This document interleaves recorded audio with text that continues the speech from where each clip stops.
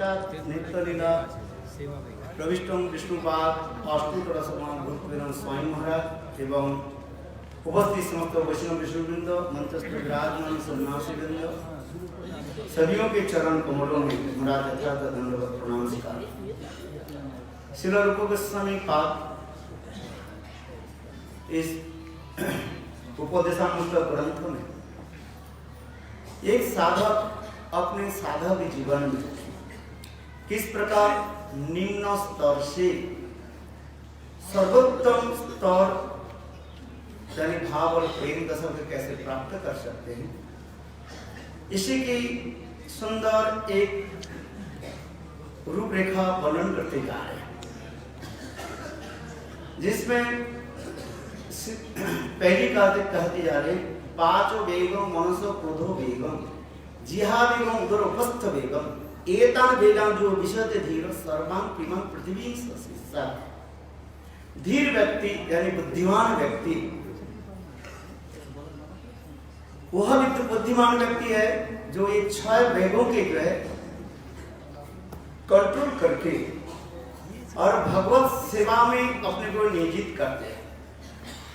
वही व्यक्ति जो है पृथ्वी के शासन करने के योग्य है, अर्थात सभी लोग उनके अनुगत हो जाता है।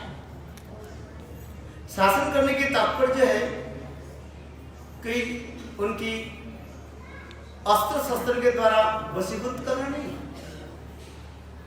शासन जनी वो उनके अनुगत हो जाता है, उनकी आचार विचार आदि के द्वारा अपने आप ही प्रभावित हो जाता है।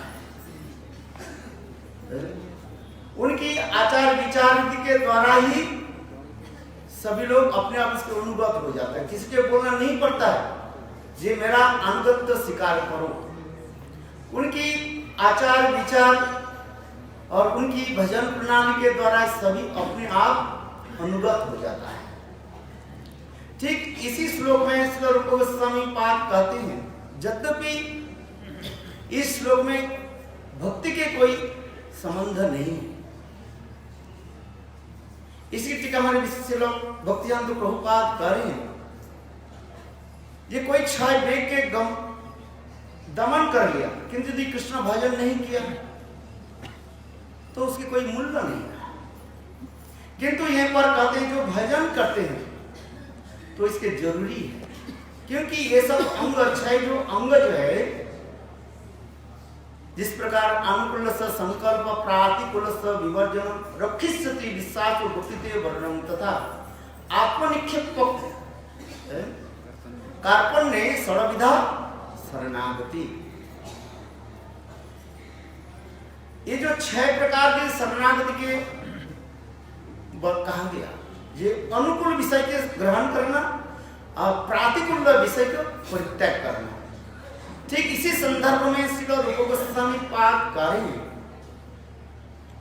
जो किसी के यदि भक्ति राज्य में प्रवेश करना है, ये अनुकूल विषय को अति अवश्य ग्रहण करे और प्रतिकूल विषय के अति अवश्य त्याग करे, क्योंकि अनुकूल ग्रहण और प्रतिकूल वर्जन त्याग ये जरूरी है। इसलिए इस श्लोक में अवतारणा कर रहे हैं, दर्शन करा रहे हैं किस प्रकार हम बाप को वेग को दमन करें। बाप को वेग की दमन करने की तात्पर्य यह है, जो मायावादी कर्मी आदि के साथ और उनके साथ एक ही मिलाकर के हम कहते रहे, जिसे महाप्रभु ने कहा वो खड़झटिया कहा जाता है। इसलिए महाप्रभु के लीला में लिखा गया जो मुकुंद महाप्रभु सबके ऊपर कृपा करने लगे, और मुकुंद के बारे में जब आ गया महाप्रभु कहने लगे मैं उनकी कृपा नहीं करूं। क्यों? वो खड़झटिया। खड़झटिया उसकी कहा जाता है जो सब जिस दल में जाते हैं उसी की कहते क्या? गुणगान करता है। हाँ, भरते हैं, गुणगान करते हैं। ये हो जाता क्या? ये बाप को वेग में आ जाता है। इसलिए सबके साथ इसलिए कह रहे हैं निर्विशेषवादी कर्मी ज्ञानी के साथ तालमेल लेकर के तालमेल करके चलना, ये बाप को वेग में आ जाता है। रामायण महाभारत आदि जाता है। सीता जी थोड़ी सी गलती कर दी, लक्ष्मण के प्रति जो है उन्होंने ऐसे शब्द कहा दिया।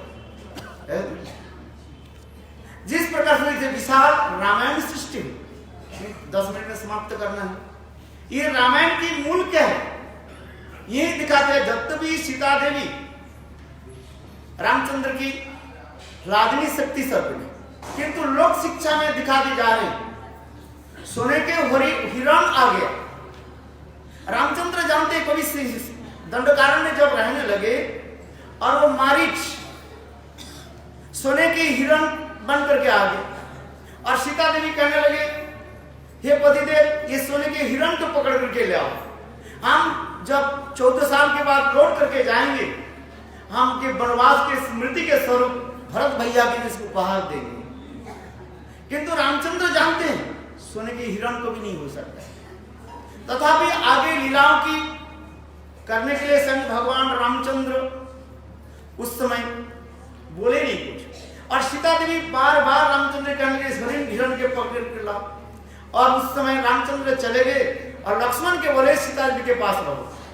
और इतने समय अब वो मारीच जो हिरण के रूप धारण करके दौड़ रहे थे और रामचंद्र उस पर दौड़ने लगे। जब रामचंद्र के बाण उसमें लगा, राम बाण, तो हिरण तड़पने लगे।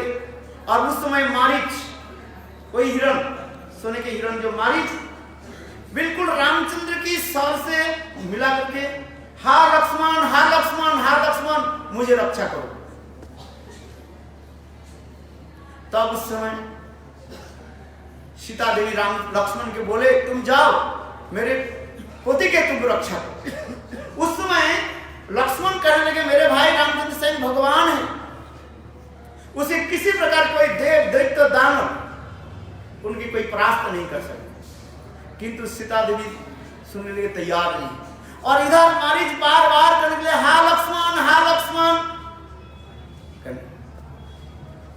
और उस समय सीता देवी ना जाने कैसे कैसे कोटु वाक्य आदि कहा दिया, बहुत कड़ी कड़ी बात सुनाने लगे और जिसके सुनकर के लक्ष्मण रह नहीं सके। और लक्ष्मण अंत में क्या किया, एक रेखा को खींच दिया जिसे कहा जाता है लक्ष्मण रेखा कहा जाता है। और उसी कहने लगे, देवी हे माता सीता देवी, ये लक्ष्मण की इस रेखा को बाहर मत आओ। किंतु सीता देवी उस बात को वाक्य के पालन नहीं किया। इधर रावण वेश बना करके, सन्यासी वेश बना करके भिक्षाम देहि, भिक्षाम देहि, भिक्षा लेने का पहले तो प्रयास किया रावण उस रेखा को पार करने के लिए, किंतु आग जब उठने लगे पार करने का, अर्थात रावण की भी विद्या वहीं पर, माया विद्या लक्ष्मण रेखा की भी पार करने से। यहां पर ये कथा प्रसंग इस प्रकार रामायण में आ रहे हैं। जे सीता जी के जीवन में जो कुछ भी दिखाई जाता है, ये जीवन की एक ही है बस लक्ष्मण के प्रति ऐसे रूढ़ शब्द है। यही है बात का वेग। जीवन में हम जब किसी के क्या बोलते जा रहे हैं, उसके जब तक हम नहीं करें, बात को वेग के नहीं रोके, तो जीवन में उसी प्रकार आएगा। उसी प्रकार महाभारत में दिखा गया, अंधे के पुत्र अंधा, द्रौपदी ने कहा। देवर होने के नाते द्रौपदी उनको भी हंसी मजाक में कहा, अंधे के पुत्र अंधा। माय दानव के द्वारा रचित सुंदर राजमहल जिसमें पानी है और देखने से पानी है, बिल्कुल पानी नहीं है, जहां पर इतने प्रकार के सुंदर चित्र विचित्र आदि लगे हुए हैं, दुर्योधन देख करके बस मोहित हो। जहां पर पानी है, दुर्योधन विचार कर लो पानी नहीं है, वहीं पर गिर जाते हैं।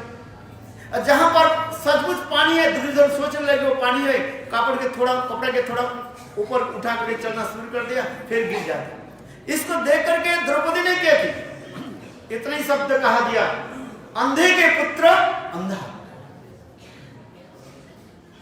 उसकी नतीजा क्या है, दुर्योधन क्या, यही तो है पासा खेल से लेकर के सारे महाभारत यहीं से शुरू हो गया। इसलिए कहते हैं वाक्य वेग, इससे हमारे बहुत भक्ति है। तो प्रभुपाद कहते हैं मायावादी, कौरवादी, जड़वादी की प्रशंसा करना, ये वाक्य वेग में आ जाता है। जब तक हम ये वेग की 3 प्रकार के वेग, शारीरिक वेग होता है, शरीर के एक वेग होता है और एक मनोवेग होता है। ये मनोवेग के द्वारा जीव अपने को कंट्रोल कर नहीं पाते हैं। इसलिए गीता में स्वयं अर्जुन ने भी ये प्रश्न पूछा, चंचल ही मन कृष्ण प्रमाथि बलवत दृढ़, मेरे मन जो है अतीव चंचल है, इसके कैसे हम रोके? कैसे? सब वेग को रोक सकते हैं किंतु मन रोकना संभव नहीं। विदाउट टिकट और विदाउट पासपोर्ट और विदाउट वीजा आपके मन सारा पृथ्वी घूम करके आ जाएगा, फिर यहीं पर कब चले जाएंगे। इसलिए मनोवेग की रक्षा करना इसलिए संभव नहीं है। इसलिए भगवान गीता में भी कह रहे हैं, अर्जुन सुनो, इस मनोवेग की रक्षा करने के लिए एक ही उपाय क्या है? अभ्यास और वैराग्य। अभ्यास और वैराग्य के द्वारा ही हम मनोवेग को रोक सकते हैं। क्योंकि मन शरीर से सूक्ष्म कहा जाता है। शरीर स्थूल है और मन सूक्ष्म है। जो सूक्ष्म वस्तु जो है उसके रोकना इतना सहज नहीं होता। जो वस्तु जितनी भी सूक्ष्म होता है, सटल होता है, उसी वस्तु की रोकना और भी कठिन हो जाता है। इसलिए कहते हैं मनोवेग के रोकने के एक ही उपाय कहते हैं। हमारे महाप्रभु ने कहा, ये नाम संकीर्तन के द्वारा सदा कीर्तनीय सदा हरि, हरे कृष्ण कृष्ण कृष्ण हरे हरे, हरे राम राम राम। एक सेकंड ले लो। भक्ति विनोद ठाकुर ये वाक्य वेग और मनोवेग की कहते हैं। वास्तव वाक्य वेग क्या है? वेग शब्द की अर्थ होता है गति में चलना। जैसे हम कहें शब्द के वेग कहा जाता है, शब्द के वेग गति जिसको कहा जाता है, वो गति जो है वाक्य वेग की वास्तव तात्पर्य क्या है? हरि कथा बोलना। हमारे भक्ति विनोद ठाकुर लिखते हैं 24 घंटे में 24 घंटे जो हरि कथा में हरि नाम में रहते वो यथार्थ जो है वाक्य वेग कहा जाता है। ये शुद्धा सरस्वती की विचार हमारे भक्तिवेदांत प्रभुपाद कहते हैं, जड़ विचार में वाक्य वेग और अपराधिक विचार में वाक्य वेग की यही दिखाते हैं।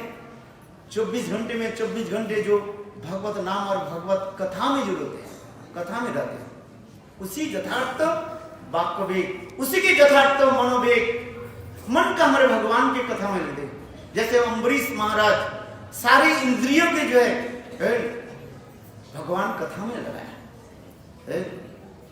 मन को भगवान में जो हम नहीं लगाए ये नहीं होता। इसी प्रकार ये वेग को हम कैसे लेकर के चले? वास्तव में वही वेग जो है भगवत कथा में, वाक्य कथानुगणे भगवान की कथा में हम ये जिहा के लगा दें। इसके वाक्य वेग, जिहा वेग, उदर वेग, उपस्थ वेग आदि समस्त भगवत सेवा में लग। जैसे हमारे अम्बरीश महाराज एकादश इंद्रियों की जो है भगवत सेवा में लगा। इसलिए वास्तव वाक्य वेग की तात्पर्य यह है, हमारे भक्ति विनोद ठाकुर कहते हैं ये भगवत कथा में लगा है। उस भगवत कथा में आप जब लग जाते हैं तो विषय कथा लगने की समय भी नहीं रहता है। जो विषय जो भगवत कथा में लगे जाते हैं उसके समय कहाँ?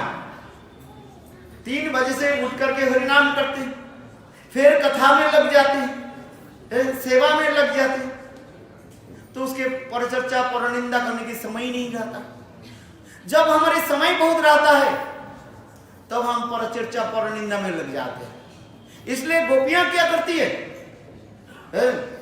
सदा सर्वदा गोविंद की सेवा में, गोविंद गोविंद दामोदर माधवेति, गोविंद दामोदर माधवेति, हे कृष्ण हे यादव हे सखेति, गोविंद दामोदर माधवेति। इसी प्रकार यथार्थ तो जो है भक्ति विनोद ठाकुर इस संबोधन भाष्य में लिखते जा रहे हैं। वाक्य वेग जितने भी वेग है एकमात्र भगवत कथा भगवत नाम के द्वारा ही संभव है। वंशा प्रभु तुलसी कृपा Sindhu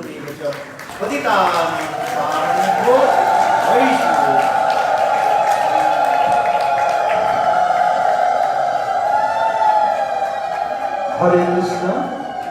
So far, you have heard from Sri Ban Maharaj